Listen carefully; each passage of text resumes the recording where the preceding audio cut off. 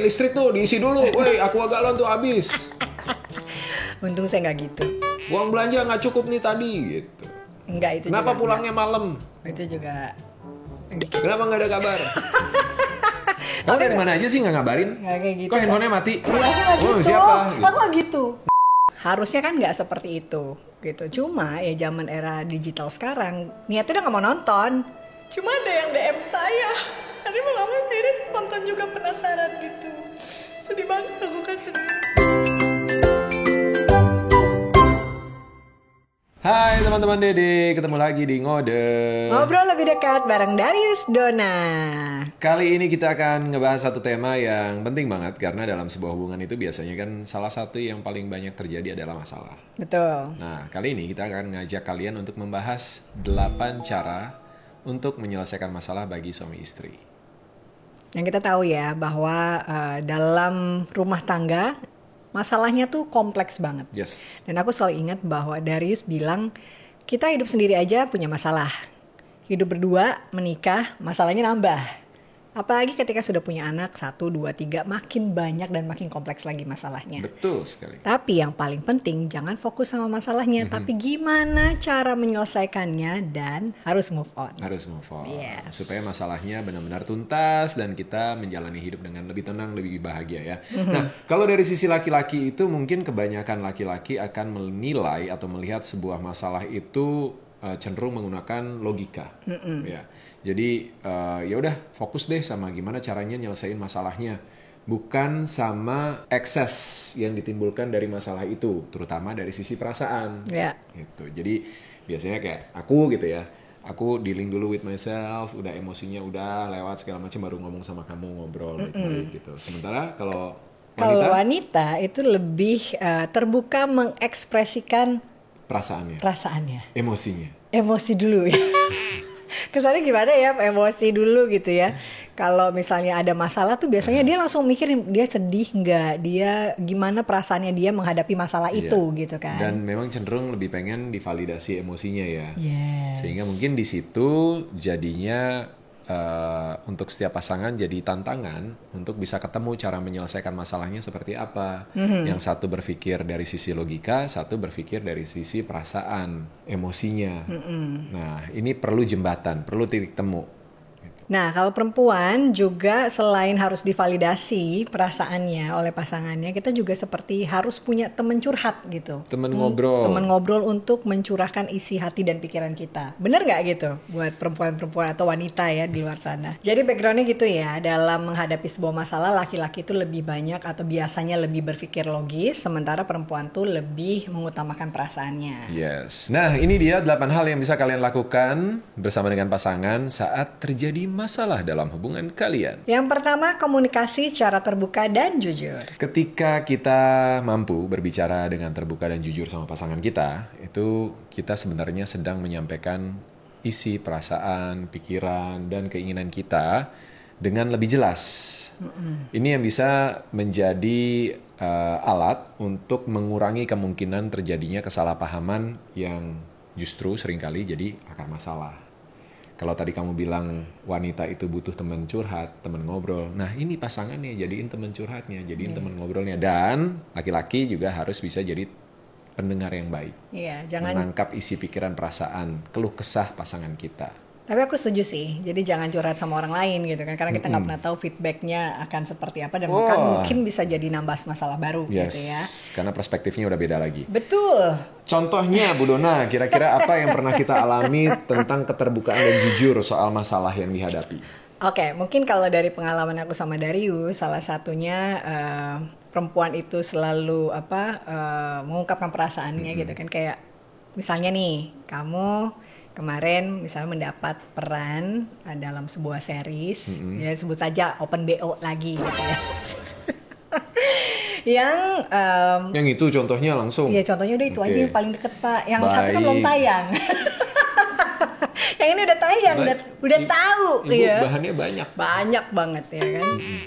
Nah, sebagai seorang istri, aku selalu ingin menjadi istri yang support terhadap apapun yang dilakukan oleh suaminya, apalagi yang menyangkut dengan pekerjaan, profesi, ya kan. Dan aku tahu bahwa itu yang selalu mama aku bilang dari dulu kan dia udah jadi aktor sebelum nikah.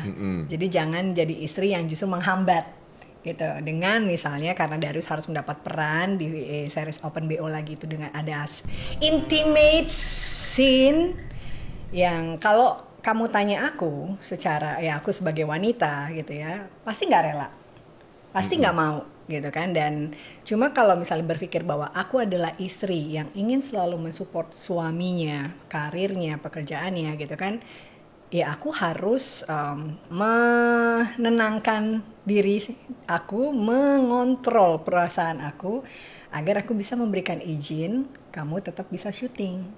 Walaupun dalam perjalanan syuting itu, dan Darius kan selalu cerita apapun ya, pasti tetap ada perasaan yang nggak enak dan mengganggu, nggak nyaman, takut, apalagi harus melihat adegannya misalnya di dalam seriesnya. Aku tuh udah niat untuk gak nonton sebenarnya, supaya maksud aku supaya nggak jadi masalah karena kasihan kamu juga kan, pulang uring-uringan nggak ada yang ngapa-ngapain tapi gara-gara nonton, gara-gara lihat komen orang. Itu jadinya akunya malah jadi ya nggak nyaman deh, punya perasaan yang nggak enak gitu, dan akhirnya bete gitu, baper gitu kan. Sementara harusnya kan nggak seperti itu gitu. Cuma ya zaman era digital sekarang niatnya udah nggak mau nonton, cuma ada yang DM saya, tadi mau nggak mau akhirnya saya nonton juga, penasaran gitu. Sedih banget aku kan sebenarnya. Cuma karena aku akhirnya juga terbuka sama kamu bahwa ya aku sebenarnya nggak nyaman, cuma aku kasih tahu kondisinya, kita bicara lah. Dan karena kamu tahu mungkin ya kamu harus melakukan itu as a profesional, tapi juga sebenarnya dalam satu sisi kamu tahu bahwa kamu pasti aku sedih dan kamu mau validasi perasaan aku, berusaha untuk mengerti supaya itu nggak jadi masalah yang semakin besar lagi gitu kan. Jadi ini contohnya real banget kan.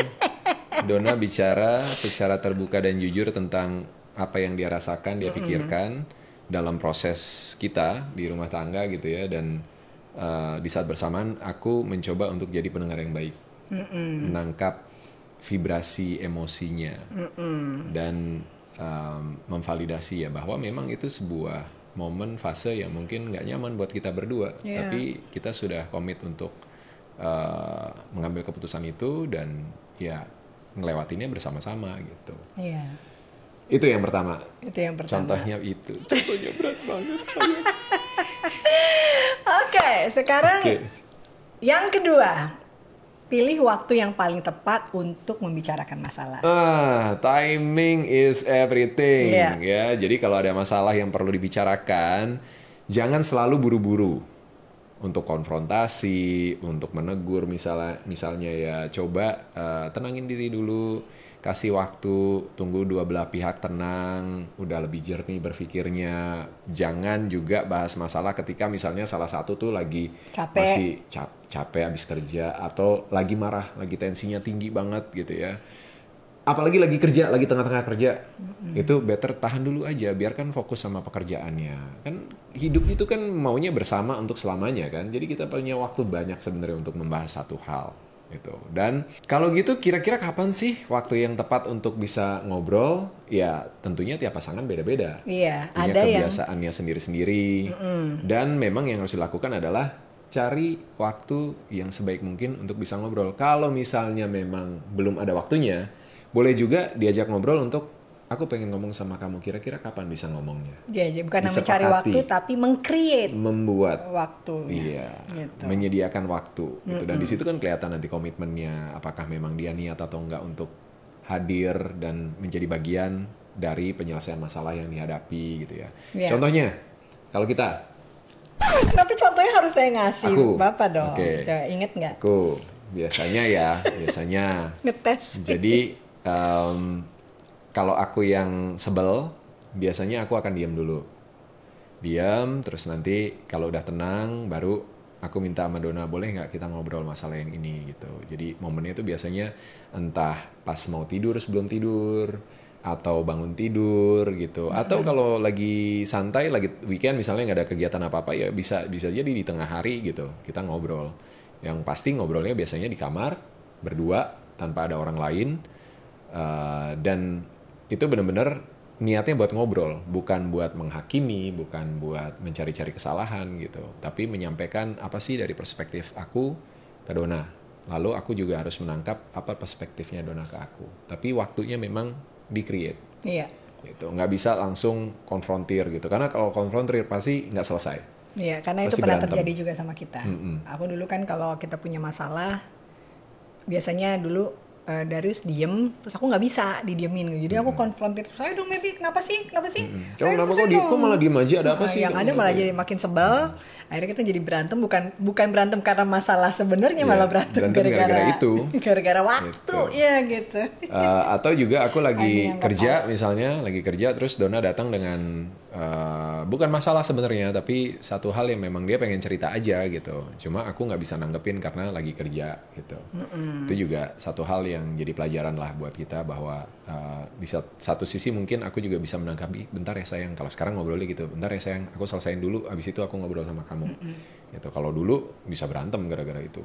Ya, jadi masalah waktu bukan hanya dicari. Kalau memang nggak dapat waktunya, ya kita harus create waktunya sendiri, dan itu bisa disepakati bersama dengan Iya. pasangan ya. Yang ketiga, salah satu yang paling penting, belajar punya empati dan selalu punya respect untuk pasangan. Pakai dong hatinya gitu. Bukan hanya Hatinya, pakai logika, rasanya tapi dipakai. juga rasanya. Iya. Gitu. Empati itu sebuah keharusan dalam membina hubungan, terutama hubungan dalam rumah tangga ya. Iya. Karena dengan kita punya empati dan respect itu kita menunjukkan bahwa kita peduli, Iya. kita care sama pasangan kita. Dan dengan sendirinya pasangan kita juga akan merasa bahwa kita mau untuk memahami, untuk mengerti pasangan kita baik secara seutuhnya ya, baik perspektifnya, baik soal perasaan, soal concern mereka, soal pikiran mereka, dan banyak hal yang lainnya lagi. Itu awalnya adalah dari empati dan respect. Ya, dan saat kita sudah memahami apa yang ada di pikiran dan juga hati pasangan kita akan cenderung lebih tahu apa yang harus kita lakukan. Dan membuat pasangan kita juga merasa menjadi lebih nyaman dan tidak akan meremehkan masalah dan perasaan dari Apapun. pasangan Ya, kita. Ya, gitu. Dan akhirnya bisa fokus sama solusinya. ya Yes. betul. Dan dengan belajar memahami perasaan pasangan kita, maka kita juga secara langsung itu bisa memahami alasan dibalik reaksi atau respon yang diberikan oleh pasangan kita. Ya, karena kadang kan kita nganggap remeh banget gitu. Alasan, kamu cuma alasan doang, itu kan Gitu bisa-bisa aja kamu ngambek doang. Iya, gitu. Gitu aja cemburu. Gitu Nah, aja. kalau kita bisa mengerti alasan dibalik sesuatu yang terjadi dari pasangan kita, maka kita tuh nanti justru membuat pasangan kita merasa dihargai, didukung, Iya. dan itu membuat ikatan emosionalnya bisa lebih kuat. Betul. Jadi selain empati, respect, jadi memvalidasi perasaan pasangan juga penting ya berarti. Penting, Ya. Itu penting bagian banget. dari empati ya. Yes, betul banget. Nah, contohnya kira-kira yang sering terjadi ya, kalau suami pulang kerja capek gitu, jangan langsung digonggongin. Digonggongin Iya kan? herder yang di rumah. Dipeluk dulu, dibukain jaketnya, Dikasih minum, bukain udah sepatu makan atau gitu ya. belum gitu. Kalau ngegonggongin tuh contohnya kayak gimana? Baru buka pintu, woi listrik tuh diisi dulu, woi aqua galon tuh habis, Untung saya nggak gitu. uang belanja nggak cukup nih tadi gitu. Enggak itu Kenapa juga pulangnya malam? enggak. Itu juga dikit. Kenapa nggak ada kabar? Kamu dari mana aja sih nggak ngabarin? Nggak kayak gitu. Kok handphonenya mati? Aku nggak Oh, gitu. siapa? Gitu. Aku nggak gitu. Enggak, contohnya. Tapi cowok juga ada loh. Kalau kebalikannya, Kan kalau perempuan kan pasti lebih sensitif kan. Iya. Kadang apa-apa tuh nangis gitu, lebih wanita tuh lebih. kenapa sih nangisan? Itu enggak tuh nangis, kalau kata Paus, nangis itu lebih baik daripada kita marah-marah dan ngomong bicara akhirnya nyakitin perasaan orang lain. Kalau nangis itu kan lebih, kalau buat aku tuh jadi apa ya, relief gitu. Oke. Untuk Nah, ketika pasangan kita Nangis. sedih, menangis, ya sebisa mungkin kita perlu Iya, jangan tunjukkan kasih gitu sayangnya. aja Gitu nangis. aja cengeng banget sih jadi orang. Padahal lama nangis ya kan. Nggak ada empati dan respect di sana akhirnya. Iya. Ya. Cara yang keempat, jangan menyudutkan dan mencari-cari kesalahan pasangan. Yes, walaupun memang kadang kita suka gregetan, suka ke-trigger kalau pasangan kita bikin salah, tapi selalu ingat ya, ada pepatah yang bilang nasi kalau udah jadi bubur, nggak akan bisa jadi nasi lagi. Jadi jangan sampai kita melakukan sebuah tindakan yang akhirnya kita sesali nanti belakangan gitu. Jangan sampai nyesel, selalu menyudutkan pasangan, bukan fokus sama solusi, nggak bisa validasi emosi pasangan kita, nggak punya empati, dan akhirnya yang dilakukan hanya menyudutkan, mencari-cari kesalahan pasangan kita. Urusan kecil aja jadi gede. Padahal pasangan Akhirnya nggak, berantem. salahnya bukan salah pasangan, tapi gimana caranya. Jadi kayak playing victim gak sih? Beda Bisa jadi juga akhirnya playing victim kan, karena apa-apa salah jadinya. Dan ini kayaknya banyak terjadi di ini ya, kalangan emak-emak. Kenapa emak-emak? Kan biasanya mama suka ngomel. Iya. Ya. Terus? Dan kalau ngomel kan gitu, kan udah dibilangin dari tadi, bukannya dengerin. Kamu sih ngeyel gitu. nggak dengerin aku. Aku bilang juga apa? Aku pernah nggak ya gitu ya? Kayaknya nggak. Pernah. Masa? Ada? Ada, Kapan? ada lah. Enggak, aku nggak pernah Iya, gitu. pernah. Tahu kalau aku gini. Apa? Kamu lebih dengerin kata orang lain daripada kalau istri yang ngomong nggak didengerin, kalau orang lain ngomong dengerin. Salah satu yang paling contoh paling gampang adalah pemakaian sunscreen. Kamu kalau aku yang bilang kamu nggak mau pakai, padahal udah aku kasih. Tapi kalau Bang Nadir yang bilang, dia beli sama dia, terus dipakai. Padahal aku ngomong udah jauh-jauh hari, udah lama banget gitu. Itu paling gampang. Iya, bener lagi. Ya kan? Iya. Nah. Tapi ya sebisa mungkin lah dibangun komunikasi yang sehat, jangan agresif, jangan pasif agresif juga gitu. Komunikasinya yang baik, dua arah, saling menghargai, saling respect, dengan empati supaya kita nggak perlu untuk jadi bad cup terus-terusan, nyalah-nyalahin terus, apa juga dikoreksi dari pasangan, seolah-olah pasangannya itu nggak ada bener-benernya gitu. Iya. Pada akhirnya pasangan kita akan merasa tertekan. Iya. Dan ketika tertekan maka ya emosinya juga akan jadi negatif terus. Iya, dan Nggak ada orang yang suka disudutin. disalahin. Iya. Iya. Bahkan ketika misalnya salah pun diingetin nih, belum tentu juga terima. Betul. Sering kan? Iya. Iya. Dan akhirnya kalau kayak gitu ujungnya berantem aja pasti. Pastinya. Iya kan? Dan kadang kan orang begitu disalahin walaupun dia tahu sebenarnya dia salah, tapi kalau disudutin tadi kamu bilang, akhirnya dia punya kayak self defense mechanism. Akhirnya jadi defensif gitu. Iya. Iya kan? Iya. Temboknya dibangun. Jadi akhirnya masalahnya nggak selesai, berantem, dan makin parah kalau aku bilang justru. Oke, cara kelima, jangan suka membanding-bandingkan pasangan kita sama orang lain, apalagi sama mantan. Bahaya banget ini. Aduh, rusuh dah kayaknya tuh. Ini dua poin terakhir, yang keempat sama kelima nih ya kan, menyudutkan, ngurek-ngurek masalah yang udah lewat, sama ini nih, banding-bandingin. Iya, itu rasanya paling gak enak banget. Gimana pun mau dibandingin sama siapapun itu pasti gak enak, karena setiap orang punya kelebihan dan kekurangan masing-masing. Dan punya pride, punya harga dirinya Betul, juga. betul. Bandingin sama mantan bandingin sama orang tua. Iya. Ibu aku nggak Sama gitu. saudara. Apa aku nggak gitu? Sama saudara, misalnya sama kakak adiknya gitu kan, itu juga itu gak enak banget. Ya, jadi kalau misalnya memang ada kekurangan ya dikomunikasikan yang baik tanpa harus membanding-bandingkan ya. Dan kita bisa jadi support system yang baik kok buat pasangan kita. Iya. Pasangan itu kan bertumbuh, berproses bersama. Jadi kalau memang ada kekurangan yang dirasa sangat mengganggu dan bisa mempengaruhi kualitas hubungan berdua, ya harus dibicarakan. Betul. Lalu ditemuin solusinya gimana supaya bisa keluar dari problem yang ada, keluar dari kebiasaan-kebiasaan buruk yang mungkin harus diperbaiki gitu. Dan kita juga harus jadi contoh yang baik. Benar, dan aku percaya bahwa pasangan yang baik adalah yang bisa membuat kita juga bertumbuh dan berkembang menjadi orang yang lebih baik. Ya kan? Dan biasanya dalam pasangan itu nggak ada yang match 100%. Pasti ada kelebihan kamu, kekurangan aku bisa tutupi dengan kelebihan kamu. Begitu juga sebaliknya. Kita jadi justru ketika kita bersama itu jadi complete each other gitu ya. Jadi jangan ya Dek ya banding-bandingin pasangan kamu sama orang lain. Keenam, beri ruang dan waktu ke pasangan kita, termasuk untuk diri kita sendiri. Jadi nggak semua masalah itu memang harus diselesaikan saat itu juga. Ya. Kadang memang kita harus ngasih jeda, ngasih ruang dan waktu. Ini mirip-mirip sebenarnya sama cari waktu yang tepat. Ya, tapi sebenarnya mungkin ada beberapa masalah yang lebih berat, butuh waktu untuk sendiri, untuk introspeksi sendiri, untuk reflect ke diri sendiri, apa sih sebenarnya yang kita rasain, apa yang kita mau, apa yang harus kita lakukan untuk kedepannya. Nah, itu butuh waktu memang. Bahkan mungkin bisa juga dibicarakan bahwa oke, kita punya masalah ini, tapi kayaknya kita belum siap buat ngobrol. Kita pikirin sama-sama ya. Nanti pada waktunya ketika kita udah siap, kita sama-sama duduk bareng untuk membahas masalah ini. Iya, jadi sebenarnya memberi ruang itu kita memberikan kesempatan untuk buat diri kita dan juga pasangan kita supaya ketika akhirnya bicara bukan justru emosinya yang keluar, ya kan, tapi lebih ke gimana caranya untuk bisa menyelesaikan masalah itu, fokus pada solusinya gitu ya. Dan ini mungkin bisa contohnya kayak aku.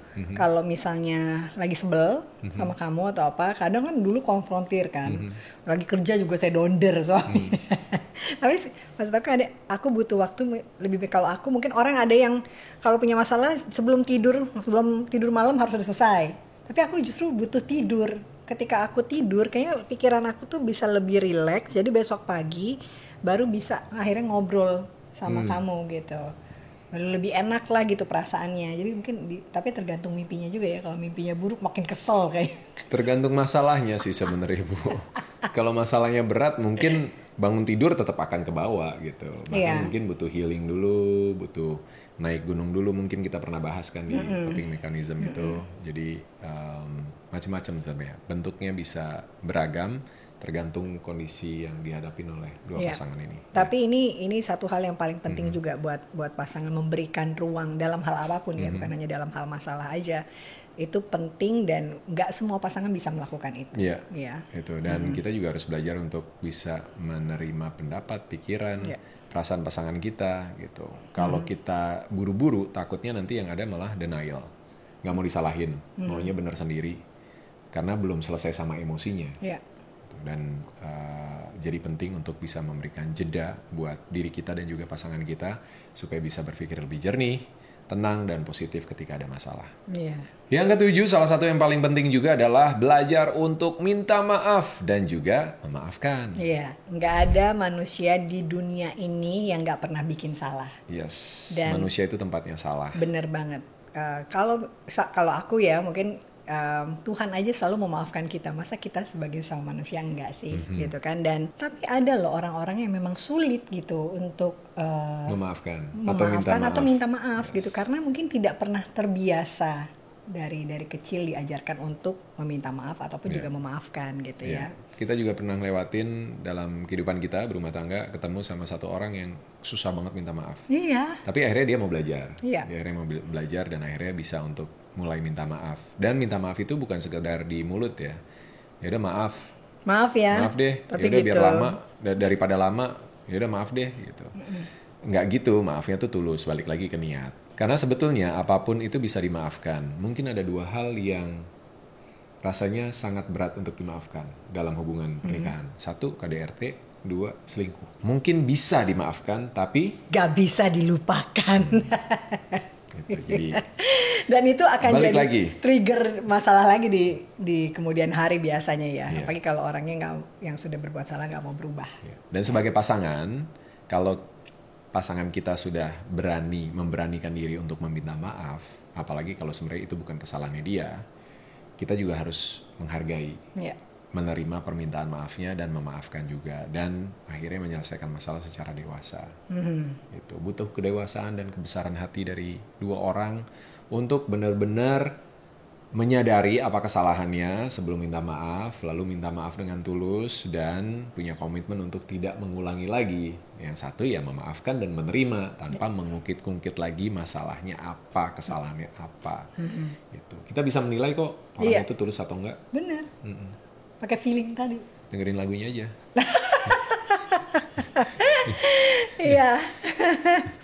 Iya, dan kadang kita juga perlu memberikan waktu. Kalau misalnya kita bikin salah, minta maaf, gitu kan.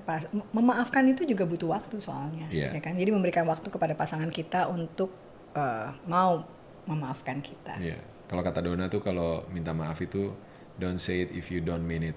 Sama kayak I love you, don't say it if you don't mean it gitu. Dan kita bisa ngerasa kok orang ini memang menyatakan maafnya tulus atau enggak gitu ya. Dan kalau keseringan minta maaf jadi terbiasa maaf juga nggak baik. Iya. Jadi merusak makna dari maafnya sendiri. Kayaknya sepele gitu ucapan maaf itu gitu ya. Padahal kan sebenarnya enggak. Atau manipulatif. Jadi minta maaf tapi terus dibumbuin kesana kesini segala macam supaya digombalin lah intinya. Supaya kesannya iya benar padahal enggak gitu. Iya, padahal habis itu dilakukan lagi. Yes. Lebih parah malah. Yang terakhir, yang ke-8 adalah fokus untuk mencari solusi. Ya.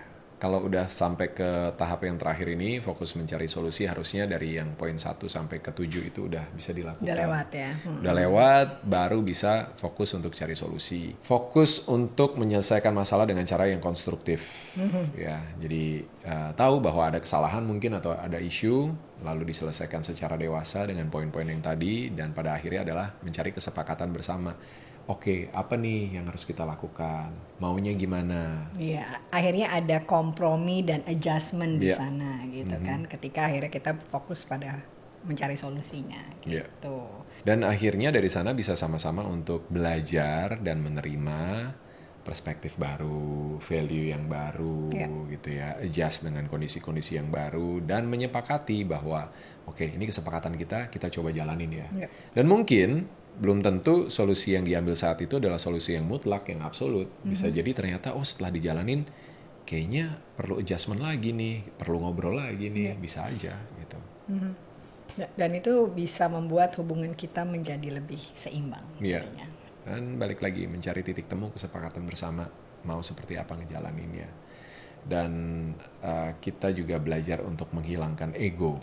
Karena kalau masih balik lagi ke ego, sepertinya akan sulit untuk menjalani 8 cara kita menyelesaikan masalah dalam hubungan suami istri. Ya, jadi teman-teman Dede semua, untuk menyelesaikan masalah dalam sebuah hubungan itu tentunya perlu pendekatan yang berfokus pada solusi dengan langkah-langkah 1-8 yang tadi aku sama Dari sudah sebutkan. Dan 8 tadi itu mungkin belum semuanya ya, tapi paling nggak garis besarnya, poin-poin yang penting gitu.